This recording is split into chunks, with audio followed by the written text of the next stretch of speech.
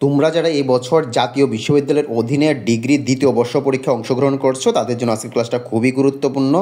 এটা হলো 2023 সালের পরীক্ষা, তবে পরীক্ষাটি অনুষ্ঠিত হচ্ছে 2025 সালে। আজকের ক্লাসে আমি তোমাদের ইসলামের ইতিহাস ও সংস্কৃতি বিষয়ের তৃতীয় পত্রের শর্ট সাজেশন দিব, যার বিষয় কোড 12-16-01। পরীক্ষাটি অনুষ্ঠিত হবে 2 জুলাই 2025 সালের বুধবারে এবং পরীক্ষাটা আরম্ভ হবে দুপুর 2টায়। তাহলে চলো ক্লাসটা শুরু করা যাক। প্রথমেই জানিয়ে দিচ্ছি, এই শর্ট সাজেশনটিতে আমি ক বিভাগ থেকে মাত্র 48টা প্রশ্ন, খ বিভাগ থেকে 11টি প্রশ্ন এবং গ বিভাগ থেকে মাত্র 11টি প্রশ্ন দিয়েছি। শিক্ষকতা জীবনের দীর্ঘ অভিজ্ঞতার আলোকে পরিপূর্ণ দায়িত্ব নিয়ে বলছি, এই সাজেশনটি হুবহু অনুসরণ করলে 100% প্রশ্নই কমন পাবে ইনশাল্লাহ। আসো এক নজরে প্রশ্নগুলো দেখে নেওয়া যাক।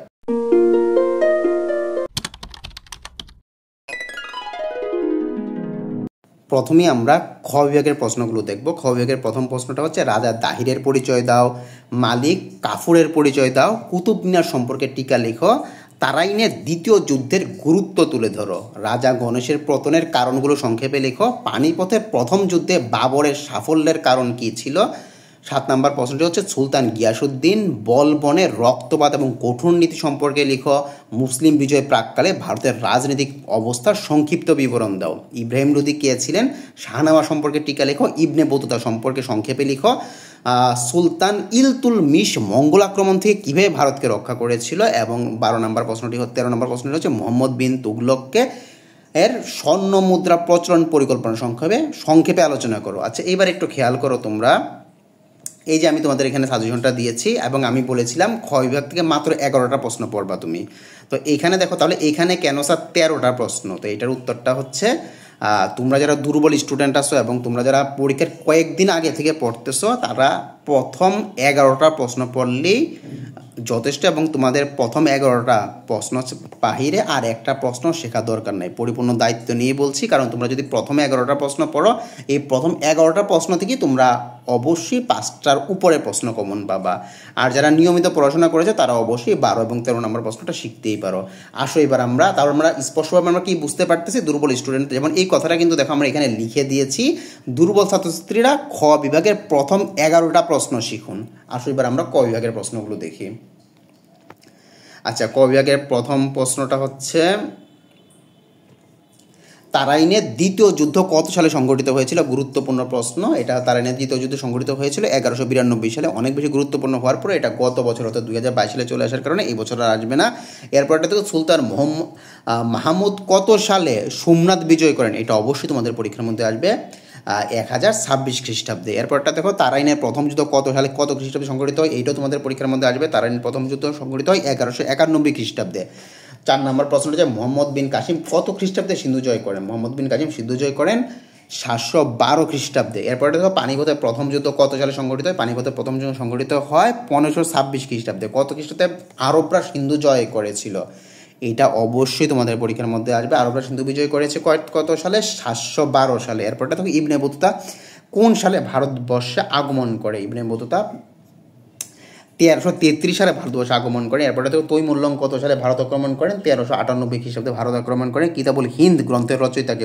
অনেক বেশি গুরুত্বপূর্ণ প্রশ্ন, কিন্তু গত বছর অর্থাৎ 2022 সালে চলে আসার কারণে এটা কিন্তু এবার আসবে না। কিতাবুল হিন্দ গ্রন্থের রচয়িতা হচ্ছে আল বেরুনি। এরপরটা দেখো, শাহনামা গ্রন্থের রচয়িতাকে? শাহনামা গ্রন্থের রচয়িতা ফেরদৌসী। এটাও অনেক বেশি গুরুত্বপূর্ণ, কিন্তু শুধুমাত্র গত বছরে অর্থাৎ 2022 সালে চলে আসার কারণে কিন্তু এই প্রশ্নটা আসবে না।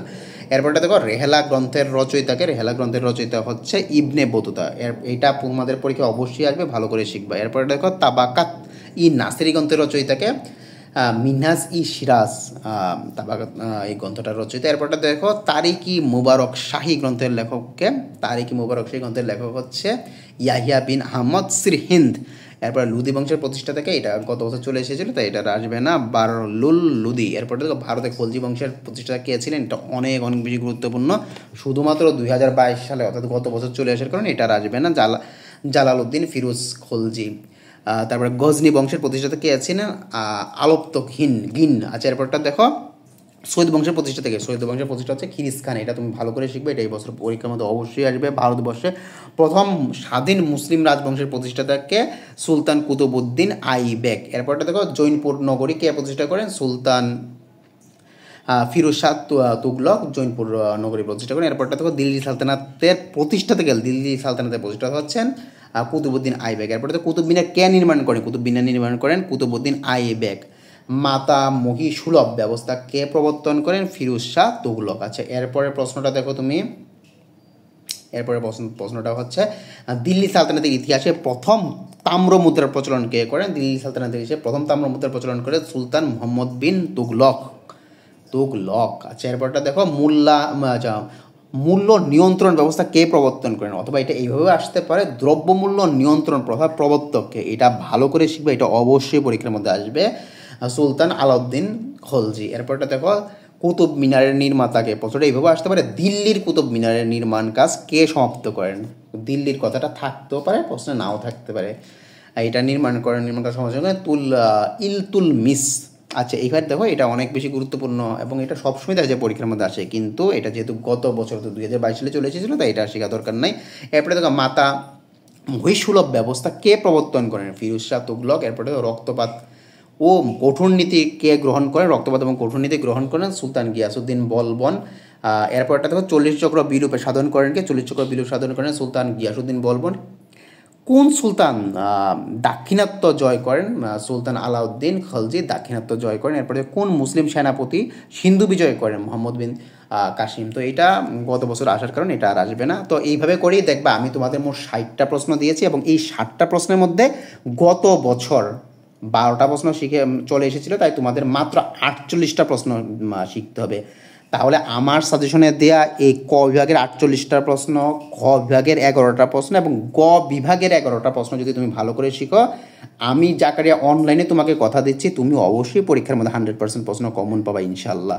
তো সম্পূর্ণ সাজেশনটা কীভাবে তোমরা সংগ্রহ করবা দেখো, এখানে একটা নাম্বার দেওয়া আছে, যেমন এখানে লেখা আছে সম্পূর্ণ সাজেশনটা পেতে 01925660999 এই নাম্বারে তোমরা আমার সাথে হোয়াটসঅ্যাপে যোগাযোগ করতে পারো বা ইমোতে যোগাযোগ করতে পারো বা সরাসরি কল করলেও চলবে।